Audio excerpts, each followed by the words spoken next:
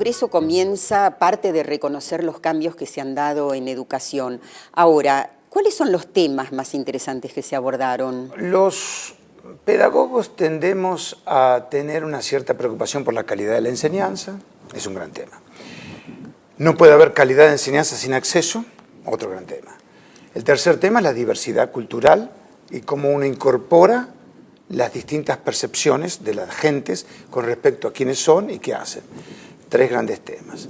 Pero luego tenemos los problemas de la movilidad social, tenemos los problemas de la educación como un mecanismo de contribución al mercado de trabajo y tenemos los problemas de cuál es la sociedad deseable y cómo la educación puede contribuir. En mi universidad, en mi escuela de educación, nosotros tenemos un mapa teórico basado en una noción de la educación como justicia social.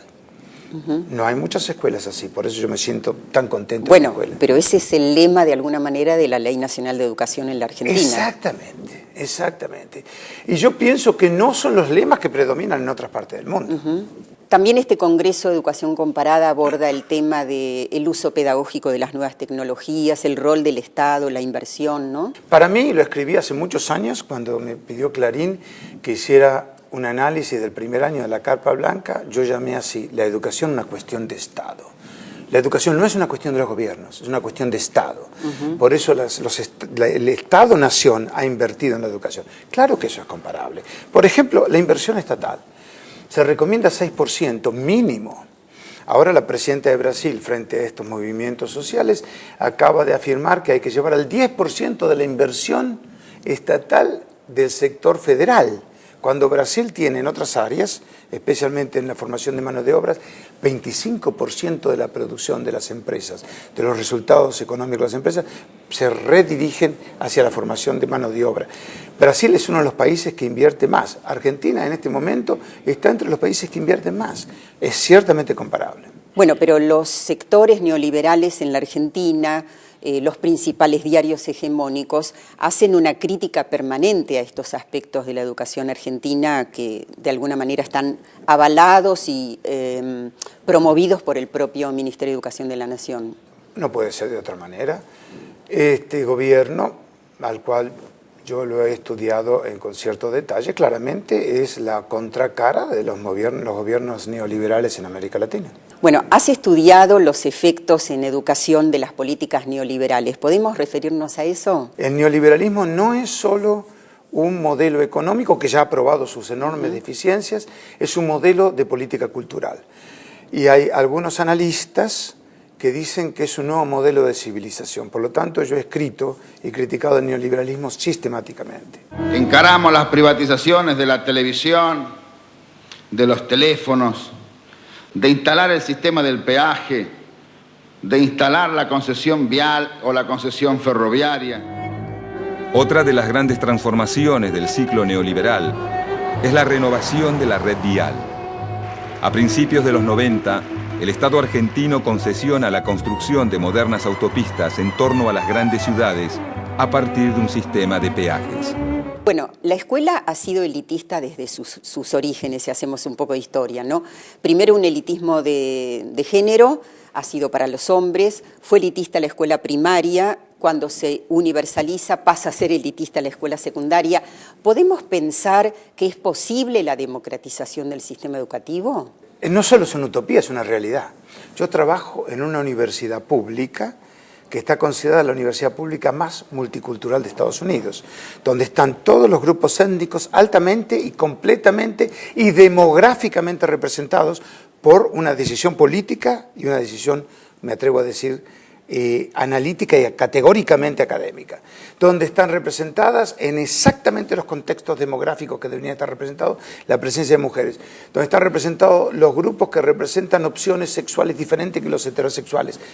Esto es una realidad y es posible hacerlo universalmente. Bueno, para ir cerrando tenemos varios libros de Paulo Freire, también uno tuyo, a ver, Pedagogía de la Autonomía, El Grito Manso. Nos interesa que nos cuentes cuál es la vigencia de Freire hoy. La educación como práctica de la libertad y este tuyo, Estudios Freirianos. Se podría decir mucho, pero no tenemos tanto tiempo. La vigencia de Freire parte primero del ímpetu ético y del modelo postcolonial que él impulsa en su análisis de la educación. Esto quiere decir, por un lado, la necesidad de entender la educación mucho más allá que una lógica instrumental para el mercado. Entenderla como un proceso de formación integral y holística del género humano. Por el otro lado, entender la educación como un modelo político-pedagógico y donde no se puede separar con total facilidad lo político de lo pedagógico, porque lo político generalmente se constituye en pedagógico y lo pedagógico tiene ribetes políticos. Ningún maestro o maestra puede dejar sus pensamientos ideológicos, sus posturas, fuera de la sala de aula cuando entra. Pero Freire sugiere que el fenómeno de la concientización de ninguna manera es manipulación de las conciencias. Bueno, pedagogía del oprimido ha tenido resonancias, ¿no es cierto? Porque Augusto Boal después escribió y se dedicó al teatro del oprimido. Yo pienso esto, y lo digo analíticamente, y estoy dispuesto a discutirlo en cualquier contexto. Hay dos libros que marcan con enorme fuerza, al menos en el mundo occidental, lo que es la filosofía de la educación. Uno es John Dewey, Educación y Democracia, y el otro es Pablo Freire, Pedagogía del Oprimido.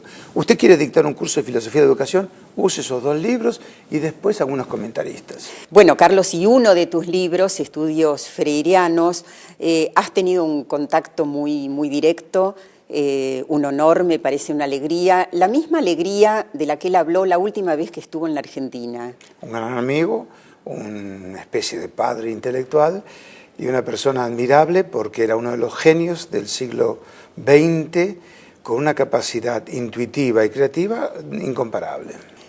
Carlos, un placer haberte tenido en el programa, una alegría, así que bueno, esperamos tu regreso. Es un gran placer estar con ustedes, muchas gracias. El hombre se hizo siempre de todo material, de vías señoriales o barrio marginal. Toda época fue pieza de un rompecabezas para subir la cuesta.